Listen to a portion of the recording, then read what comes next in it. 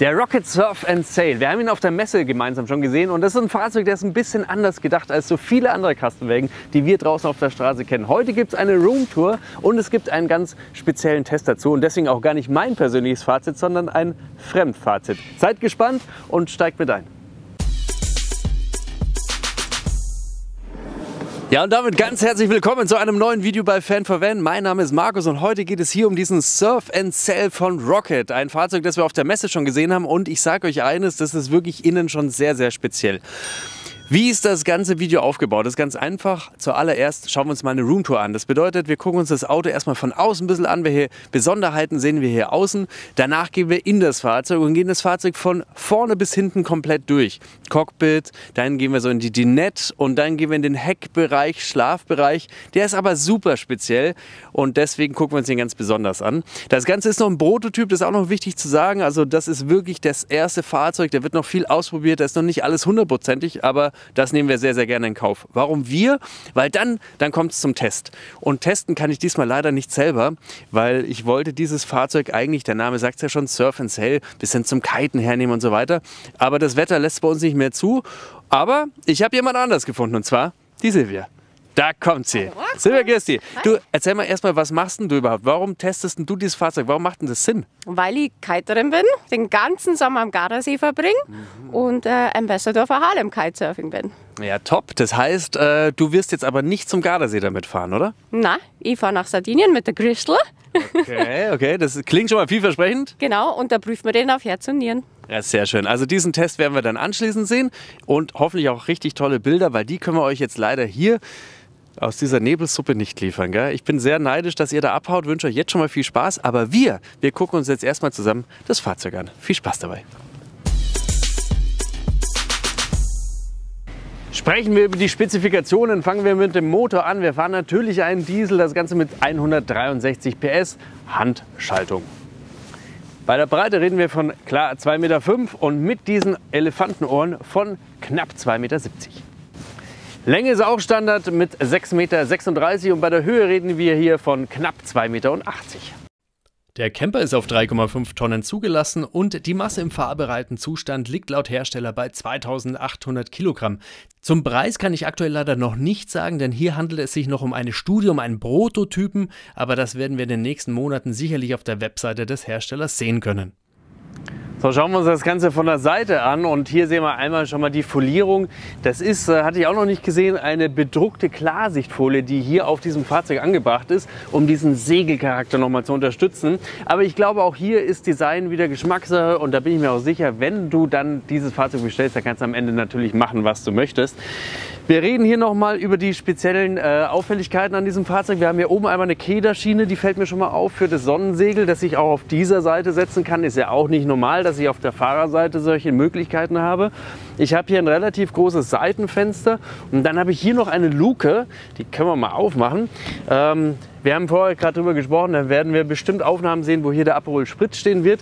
Es ist aber zum Beispiel auch dafür gedacht, wenn ich die Außendusche hier benutzen möchte, dass ich also auch seitlich die Außendusche benutzen kann. Dann ist hier unten noch was Wichtiges für uns und zwar einmal Abgas für die Heizung. Hier reden wir übrigens über eine Webasto-Heizung, gucken wir uns nachher gleich noch mal im Detail an. Und hier ist noch der Ablass für das Grauwasser. Ja, und recht viel mehr sehen wir hier eigentlich auf dieser Seite nicht mehr und deswegen gehen wir gleich mal in den Heckbereich. Gucken wir kurz in den Heckbereich, gar nicht so viel Besonderes, außer dieses wunderschöne Fahrzeug noch im Hintergrund, kleiner Scherz. Wenn wir nach oben gucken, wir haben einmal eine Rückfahrkamera und wir haben natürlich auch den Dachträger, da haben wir vorher noch gar nicht drüber gesprochen. Der Dachträger ist natürlich optimal, wenn du dann Sub zum Beispiel durch die Gegend fahren möchtest, Surfbretter etc., wenn du also nicht innen transportieren möchtest. Und Silvia hat schon gesagt, da muss unbedingt eine Dachterrasse rein, also beziehungsweise drauf. Potenzial hätte es auf alle Fälle. Die Beifahrerseite, was fällt uns hier auf? Einmal haben wir wieder ein großes Seitenfenster im vorderen Bereich. Im hinteren Bereich haben wir jetzt noch überhaupt kein Fenster gesehen. Warum das so ist, das werden wir gleich feststellen, wenn wir reingehen ins Fahrzeug. Reifen haben wir auch noch nicht gesprochen. Wir haben die typischen Gullideckel Delta-Felgen. Ich darf das so sagen, weil ich fahre die selber. Und die Loader dazu. Und ja, was ich jetzt noch vermisse, ist die Außensteckdose für Landstrom. Aber die, glaube ich, ist vorne. Ja, und da sehen wir sie auch schon. Hier schließe ich den Landstrom an. Und damit würde ich sagen, sind wir außen fertig und wir hüpfen jetzt direkt rein ins Cockpit. Reden wir ganz kurz über das Cockpit. Hier gibt es gar nichts großartig Spezielles zu erwähnen. Es ist ein Standard-Cockpit, je nachdem, wie du es dir am Ende konfigurierst, hast du dann natürlich Handschaltung, Automatik, Klimaanlage etc. Aber was hier noch auffällt, ist dieser Kompass. Und der drückt halt auch wieder ein bisschen dieses Thema See, Wasser aus. Und da werden wir immer wieder auf so ein paar Gimmicks stoßen in diesem Fahrzeug, die genau darauf anspielen. Finde ich ganz süß, aber ich will ja noch nicht werten. Wir gucken uns das Fahrzeug jetzt weiter an. Gucken wir jetzt in den hinteren Bereich und jetzt wird spannend, denn der ist so ein bisschen anders als so alle anderen Kastenwagen, die ich sonst immer so abdrehe und teste. Es fängt schon mal hier im Cockpit an. Wir haben eine kleine Erweiterung, wo wir noch ein paar Fächer haben. Wir haben hier einen ganz speziellen Boden auch, da können wir auch gleich noch mal in Ruhe drauf eingehen, aber jetzt generell erstmal zur Grundrissordnung hier in diesem Fahrzeug. Wir haben ja auf der linken Seite keine ganz klassische Dinette, sondern hier ist der Küchenblock untergebracht. Drüber sind Taschen, das ist auch wieder besonders. In dem Fahrzeug verzichtet man bewusst auf Regalsysteme, fest verbaute Regalsysteme, wie wir sie sonst immer haben. Ich habe mir das auch von Sven mal erklären lassen. Im Kastenwagen brauchst du das nicht. In anderen Fahrzeugen brauchst du diesen Möbelbau für die Stabilität der Fahrzeuge. Ein Kastenwagen ist in sich stabil. Das heißt, diese Regale sind eigentlich nicht notwendig. Hier hast du überall Taschen, die kannst du verstellen, die kannst du mit rausnehmen zum Packen und sie fallen halt nicht groß auf, wenn du sie nicht voll gepackt hast. Also sie gehen einfach nie so in das Fahrzeug rein, dadurch hast du ein ganz anderes Raumgefühl. Hier, wo ich gerade stehe, sind normalerweise noch 2 Sitze oder zumindest ein Sitz, je nachdem, wie du unterwegs bist. Die Mädels haben jetzt gesagt, sie wollen die Sitze nicht mitnehmen, denn sie wollen sich hier bewegen können. Und hier auf der linken Seite haben wir dann den Kühlschrank, den ich, wie wir ihn schon kennen, von rechts und von links bedienen kann. Und jetzt schauen wir uns die ganzen Dinge mal im Detail an. Beginnen möchte ich mit der Küche. Hier sehen wir einen 2-Flammen-Gasherd und ein riesiges Waschbecken, wo man wirklich in der Lage ist, große Töpfe etc. abzuspülen. Direkt daneben ein großes Fach zum Aufklappen und unterhalb der Spüle befinden sich Schubladen in Schubladen.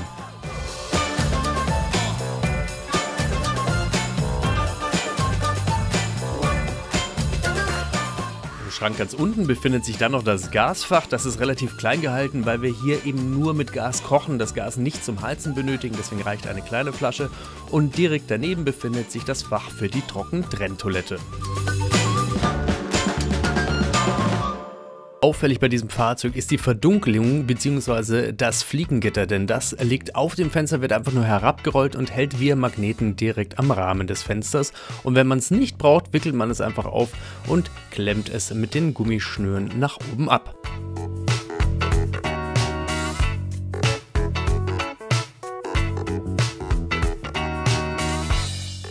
Bleiben wir noch bei dem Thema Verdunkelung. Wir sehen, über dem Cockpit ist ein riesengroßes Fach und dort liegen Thermomatten. Diese werden dann in die Innenscheiben des Cockpits eingelegt und damit wird das Fahrzeug vorne verdunkelt. Und wenn es dann dunkel wird, dann helfen 4 Schwanenhals-LEDs im Fahrzeuginneren für flexibles Licht. Übrigens ist hier auch jeweils eine USB-Steckdose enthalten, mit der man zum Beispiel Handys etc. aufladen kann. Bleiben wir eben noch beim Licht und gucken uns mal die Decke an. Hier sieht man große Dachfenster, indirektes und direktes Licht. Und wir schauen weiterhin nach oben. Über der Schiebetür befinden sich die Bedienelemente für zum einmal die Webasto Diesel-Standheizung sowie eine große Wetterstation und die Fahrzeugelektronik, die man hier zwar einfach gehalten, aber dafür sehr übersichtlich steuern kann. Überhalb des Cockpits in einem großen Staufach befindet sich übrigens noch der Tisch, denn wir haben vorher schon über die beiden zusätzlichen Stühle gesprochen. Der Tisch ist natürlich auch dabei und typisch, wie man es bei Rocket kennt, wird er auf der einen Seite eingehängt und ich habe einfach mal geprüft, wie stabil das Ganze ist. Und den großen Vorteil, den man damit hat, ist, dass man drunter eine absolute Beinfreiheit hat und somit sich ungehindert im Fahrzeug bewegen kann. Diese Luke haben wir von außen schon gesehen und Silvia zeigt uns hier nochmal, wie man sie von innen bedient. Und auch ihn haben wir schon angesprochen, den Kühlschrank. Dieser ist von Dometic von beiden Seiten zu öffnen und zu schließen. 70 Liter hat er im Volumen, inklusive einem zusätzlichen Eisfach. Ja, und jetzt stehen wir in diesem ganz besonderen Teil von diesem Fahrzeug, im Heckbereich. Und ich habe noch nie in einem Kastenwagen so eine riesige Nasszelle gesehen wie hier. Denn wenn man ehrlich ist, sind hier über 2 Meter Nasszelle. Denn dieser Bereich, hier kann alles in gewisser Weise nass werden. Nicht so hundertprozentig, weil wir haben ja trotzdem Filzabdeckungen. Da muss man noch mal drüber reden. Aber hier zum Beispiel, wo das Bett ist, dass ich dann per Flaschenzug runterfahren kann. Schauen wir uns alles noch mal im Detail an. Das hier kann alles nass werden. Ich werde auch hier duschen. Aber jetzt erstmal der Reihe nach. Und dann gehen wir mal gemeinsam nach hinten und schauen uns das alles an. Es sieht so ein bisschen aus wie so ein Gruppentransporter und unter den Sitzbänken, wenn man sie so nennen möchte, befinden sich nicht nur die Radläufe, sondern auch ganz viel Stauraum. Und zwar nicht nur auf der einen Seite, sondern natürlich auch auf der anderen Seite.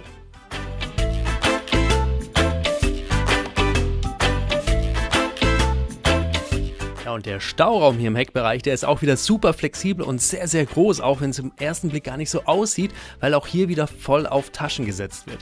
Das bedeutet, ich habe hier überall Kederschienen verbaut, sogar unten an den Sitzen zum Beispiel, und kann damit überall flexibel mit Taschen, Wäschesäcken etc. hantieren und spielen. Es gibt natürlich auch die Möglichkeit, dass ich mit Haken eigene Taschen zum Beispiel aufhänge oder damit auch mein Surfmaterial beispielsweise fixiere, damit es dann während der Fahrt nicht herumfallen kann. Wir bleiben aber nochmal bei dem Thema Staufläche und da gucken wir nochmal in die Kästen rein, denn hier hat es sehr interessante Stangen und die sind als Befestigungen gedacht, auch wieder sehr flexibel gehalten und damit kannst du zum Beispiel deine Surfbretter oder auch Kiteboards super im Fahrzeug transportieren.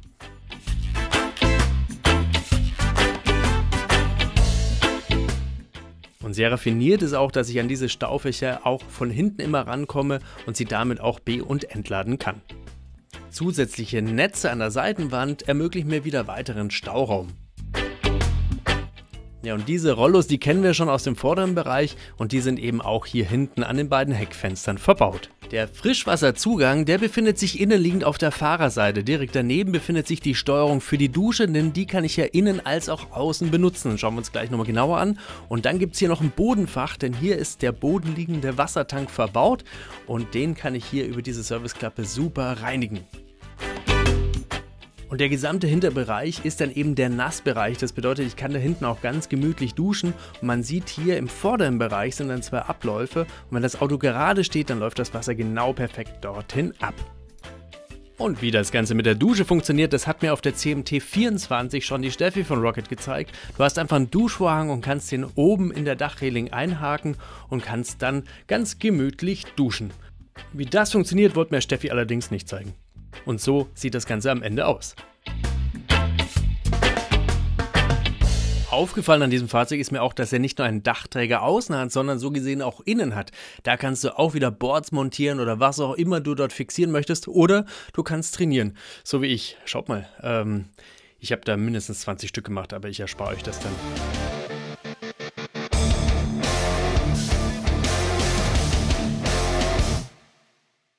Das Ganze geht natürlich nicht nur hinten, sondern auch vorne. Also ich will damit nur zeigen, dieser Dachträger, der ist auch durchaus belastbar. Als nächstes möchte ich euch das Bett zeigen. Dafür klappt die Silvia erstmal die Bodenstützen nach oben und dann kann man es auch ganz einfach mit dem Flaschenzug bergab fahren lassen.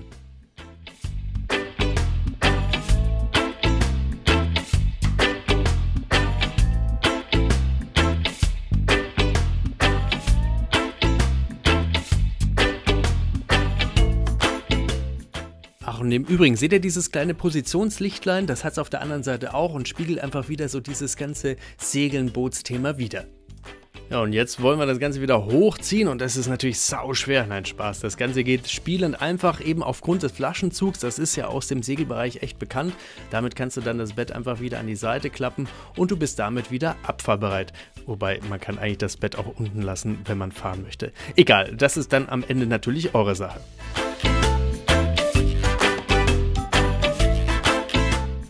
Den Boden wollte ich noch kurz ansprechen. Das ist ein Material wie Cloudpad. Ich weiß nicht, ob ihr das kennt. Ich weiß auch nicht, ob es direkt Cloudpad ist. Das bedeutet, er ist sehr wärmeisolierend, sehr weich zum Drübergehen. Nachteil könnte sein, dass er ein bisschen schmutzempfindlich ist. Ja, soweit zur Roomtour. Und jetzt würde ich sagen, schicken wir die Mädels mal auf Tour und dann sollen sie uns anschließend berichten, wie es ihnen denn so ergangen hat mit dem Rocket Surf and Sail.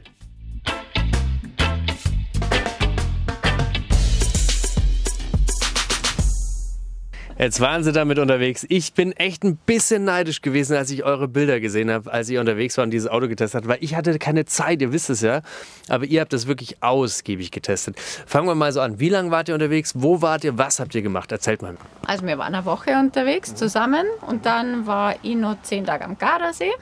Wir waren erst auf Sardinien eine Woche Zum Kitesurfen, logischerweise. Okay. Dafür ist das Auto gemacht.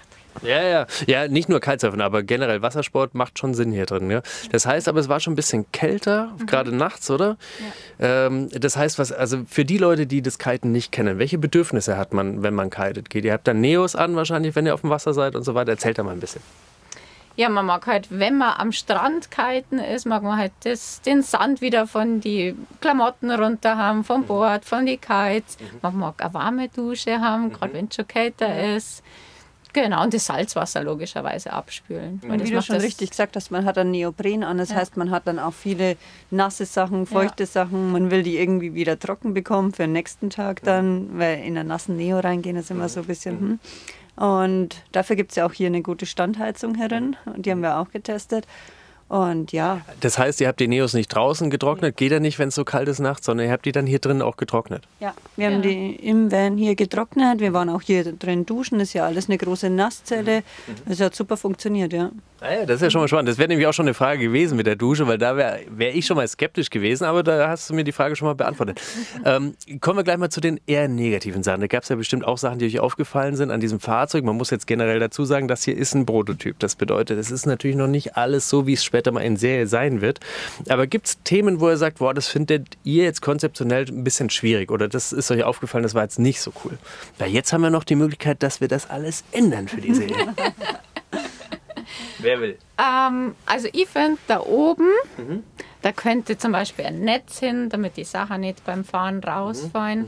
Und den Boden finde ich super schön, er ist ja auch hier nochmal wiedergefunden.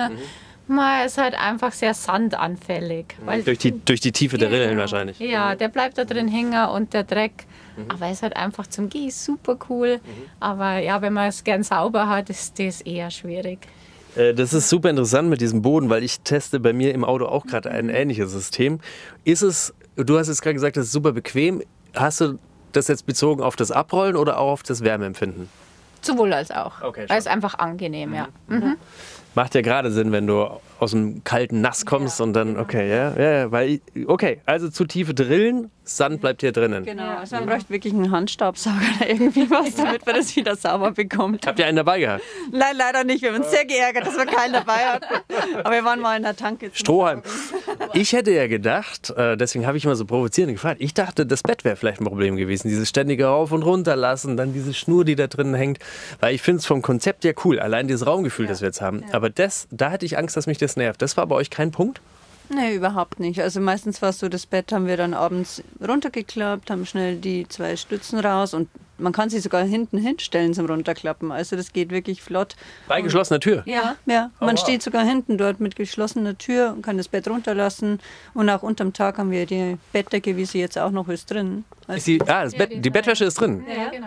Oh ja, das ist ja auch geil. Es ist trotzdem super viel Raum, also man geht sich da echt nicht auf die Nerven und das ist ein schönes und schnelles System vor allem, ja. Und dann hat man ja die Schnur übers Bett. War das nicht nervig, Julast? Ich habe da nicht geschlafen. Alles klar, verstehe. Nein, das hat nicht gestört. Also zum Schlafen überhaupt nicht. Wir haben es auch mal weggemacht, um mal zu sehen, ob es wirklich so viel mehr Raum gibt. Aber es hat mich jetzt auch nicht beengt, von dem her, wir haben es einfach dort gelassen. Ja. Stark, okay. Ja, cool. Ja, sauber. Ja, okay, toll. Da bin ich schon mal positiv beeindruckt. Was ist denn sonst so richtig schön an dem Auto? Was ist denn das Positive an dem Fahrzeug? Ich habe euch jetzt nur gefragt, was ist schlecht, aber es gibt ja bestimmt auch gute Sachen. Würdet ihr wieder mit diesem Auto wegfahren? Fangen wir mal so an. Unbedingt zum Kiten. Auf jeden Fall.